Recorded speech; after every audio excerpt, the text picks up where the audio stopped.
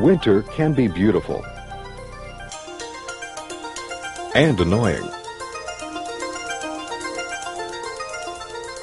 even life-threatening. But whatever its description, it has to be dealt with. And dealing with winter is the mission of PennDOT, the Pennsylvania Department of Transportation, and its 12,000 employees supporting 78 field offices, allied with over 2,600 municipalities statewide, working together to provide a response to winter.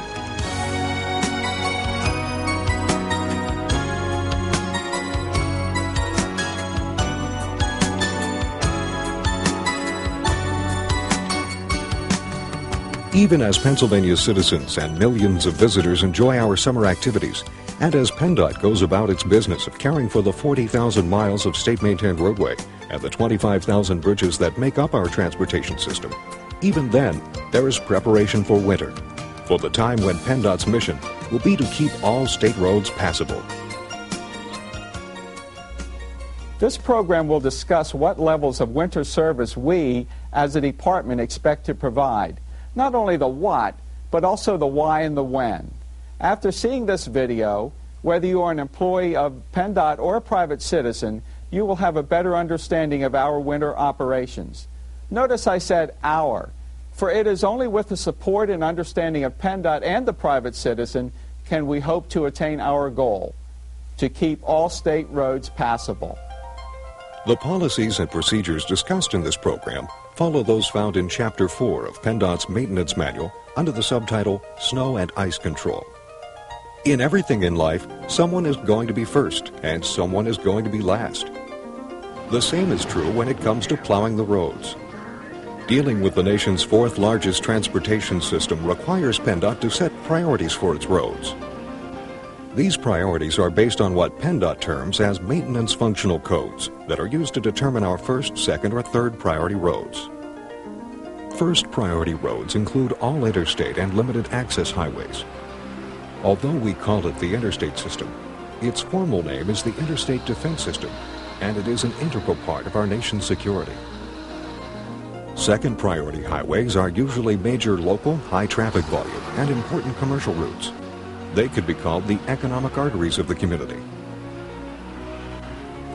The final category, third priority roads, are secondary and rural roads with light to moderate traffic and often have speed limits less than 55 miles per hour. These priorities can change under certain conditions. Some of our counties do not have interstate or limited access highways. In effect, no first priority roads. An example would be Route 6, which runs continuously through 6 northern tier counties. This highway has been selected to receive first priority service since it is the main roadway in the area. The logic in opening roadways in this priority order can be likened to water flow in a drainage system. The water in the main river has to be free-flowing first. Otherwise, all the tributaries will still back up and flood, even if they themselves are unobstructed. What level of service will PennDOT provide for each type of roadway? First priority roads receive a very high level of service. Interstates get top preference when the department allocates its equipment. Service runs on an interstate during a snowstorm are planned to be about 2 hours apart. The volume of traffic and the emergency planning that centers around these highways make it desirable that all traffic lanes be open and passable at all times. It is required that at least one lane in each direction be opened as soon as possible for passage of emergency vehicles. When an interstate is closed, even for a short period as occurred during the blizzard of '93, the region can suffer considerable financial loss, as well as being unable to respond to emergency situations. Other limited access highways are also first priority. Their service level is only slightly behind the interstate system. Since these roads carry significant amounts of local traffic, they tend to have peak and non-peak hours. 6 to 8 a.m. and 4 to 6 p.m., the commuting time periods, are the periods the department will provide the highest level of service possible. During non-peak hours, some snow will accumulate during actual snow incidents. Providing service to these first priority highways includes interchanges and entrance and exit ramps. Motorists must be able to enter and leave the roadway. One stuck vehicle on an entrance or exit ramp can cause a traffic tie-up that can affect service on the highway itself. Second priority roads often carry traffic volumes that drop noticeably in the late evening or early morning hours. Again, the commuting time, 6 to 8 a.m. and 4 to 6 p.m., is when the department will provide the highest level of service. Many times, the department will begin plow and salting operations at 4 a.m. in order to prepare the roads for the morning rush hour. This level may drop during the day and when traffic flow is very low, late evening or early morning hours. At those times, you could encounter a few inches of snow on the roadway. Third priority roads carry moderate to minimal amounts of traffic, and speed limits are often lower. These roads are plowed on a scheduled basis, but the application of chemicals like salt or anti-skid abrasives are normally limited to critical locations, such as bridge decks, hills, curves, or intersections. A major concern with these roads is that almost all of them are school bus routes. Every effort is made to provide adequate service before the school buses take to the road. During severe extended general storms, third priority roads will occasionally close. This is a situation that calls for special equipment, so the road may be closed for a few hours. The department uses dual shifts and mobilizes all of its equipment to stay ahead of the storm and keep from closing a road. But sometimes the intensity of a storm makes it physically impossible and unsafe for equipment operators to continue. But any time a road is closed for over 24 hours, it is considered an emergency situation. Once the storm ends, or there is a break in the snowfall, the department begins what is called widening and cleanup operations. And these too are done by road priority. For the interstate and limited access highways, the first priority roads, widening and cleanup begins when all travel, passing, and turning lanes are plowed and treated for ice and snow. Other roads are cleaned and widened in keeping with their physical properties. For example, some roads allow us to push snow to the side, while on other roads the snow must be removed for safety conditions. This is especially true of bridges, where the snow must be hauled away or dumped in safe areas. Briefly, that's what the department does during and after a snowstorm. But it's what goes on before that makes it work.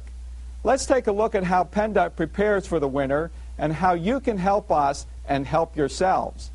But before we do that, let's take a moment to look at one of PennDOT's major snow fighting tools.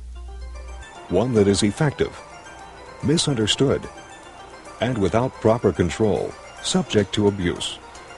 The material is sodium chloride, salt.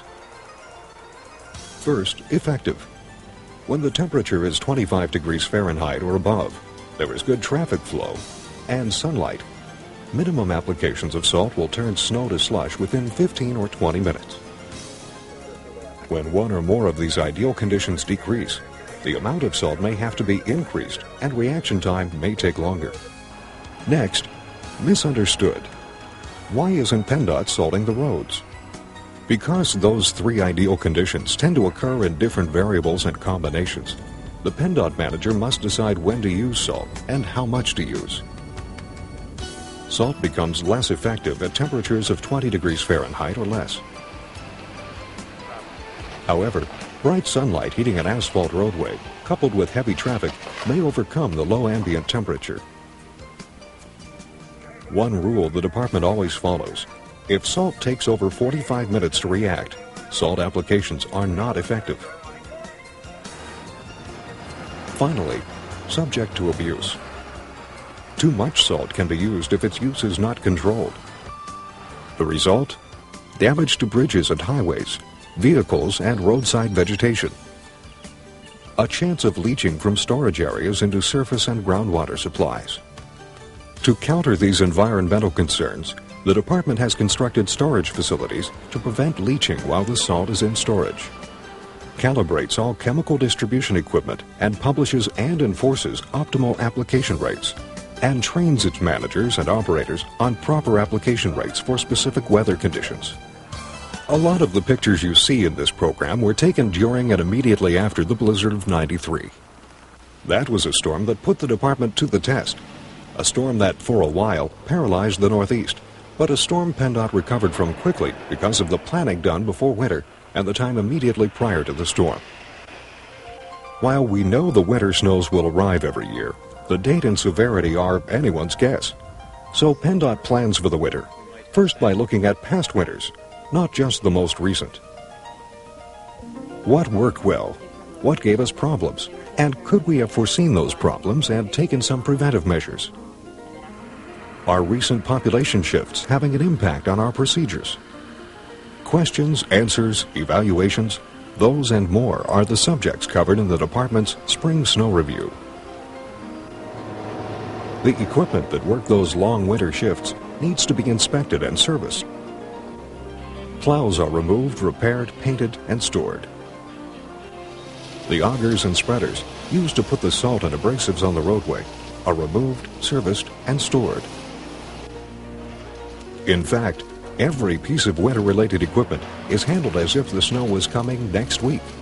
Minimal equipment failures occurred during the blizzard of '93 because the department has substantially modernized its equipment fleet, budgeting about $25 million for new equipment over each of the last 3 years. Equipment rental agreements are executed to augment the department's fleet in cases where prolonged storms are encountered. Our salt storage buildings are cleaned, repaired, or in some cases, constructed. Equipment operators undergo formalized training in snow removal techniques.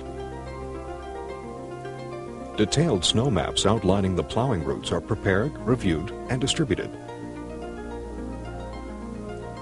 The department and local municipalities sometimes share snow removal activities on state roads within the municipality. These agreements are reviewed, updated, and approved. Call-out procedures, who and when to call for winter operations.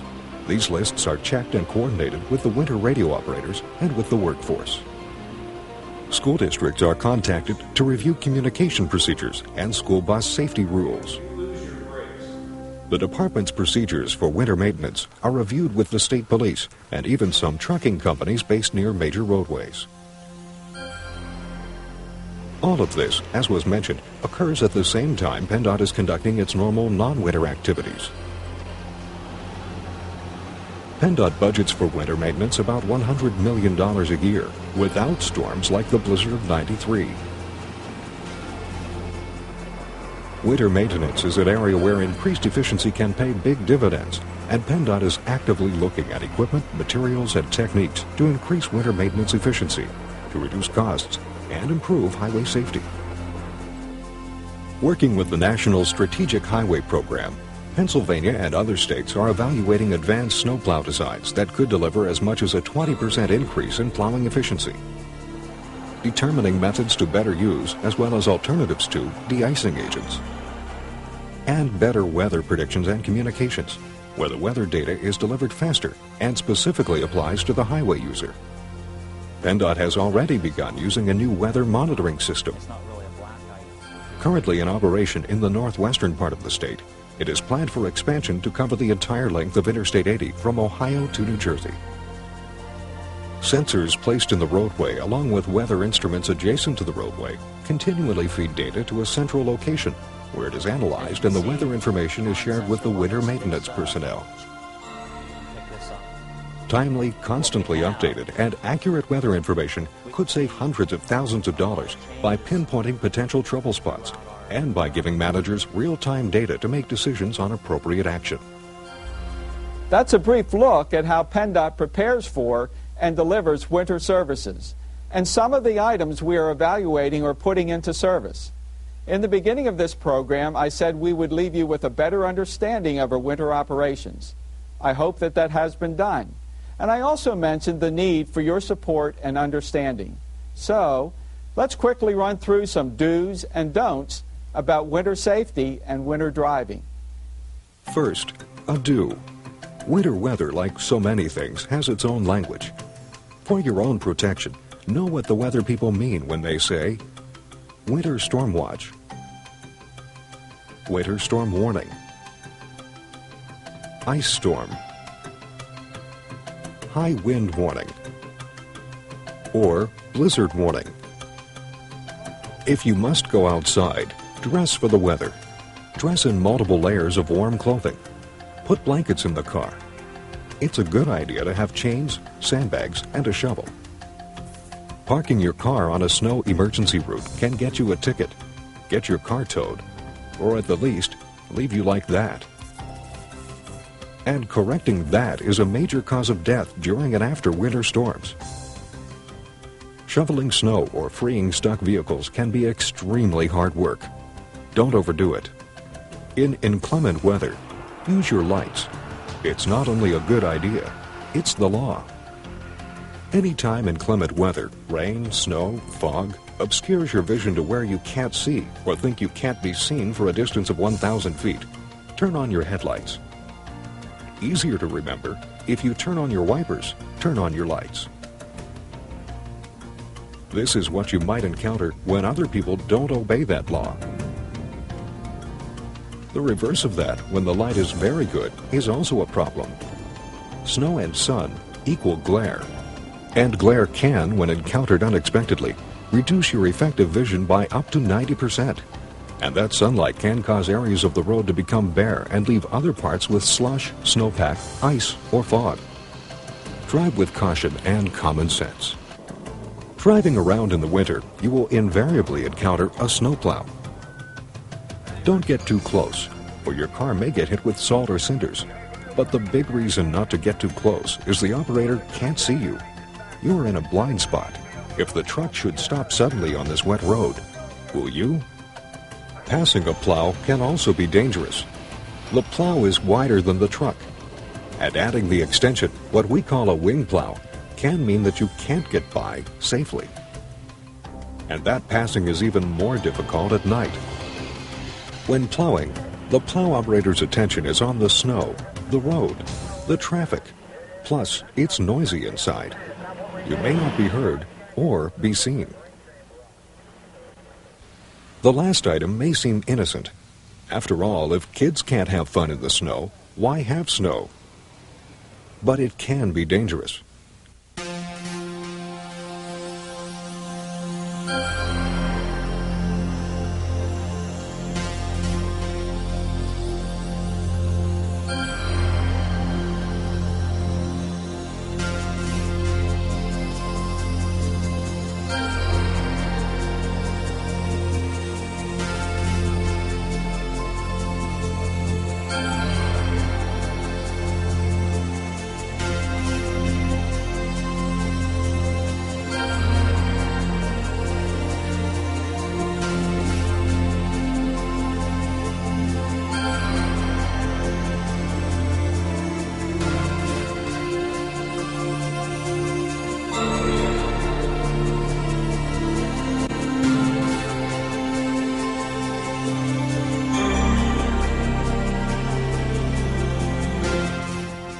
The blizzard of '93 will last a long time in our memories.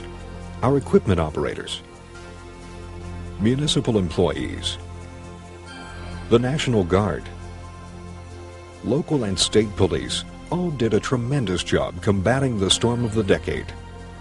So they ask you, next winter, remember the traffic light. Help us help you. And speaking of winter, in parts of the Commonwealth, the leaves are beginning to turn. Autumn is in its glory, but you can almost hear the sounds of winter. Are you ready